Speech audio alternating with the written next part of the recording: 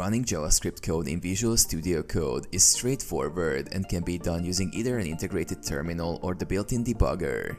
Here's how to do it. Create a JavaScript file.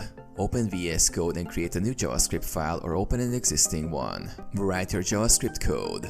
Write your JavaScript code in the file. You can write simple scripts or more complex applications depending on your needs. Run JavaScript in Integrated Terminal. Open the Integrated Terminal in VS Code by pressing Ctrl or navigating to View Terminal from the menu. Navigate to the directory containing your JavaScript file using the cd command. Run the JavaScript file using the node command followed by the file name. For example, to run a file named script.js, you would type node script.js and press enter. Debug JavaScript code. Set breakpoints in your JavaScript code by clicking on the left margin of the editor.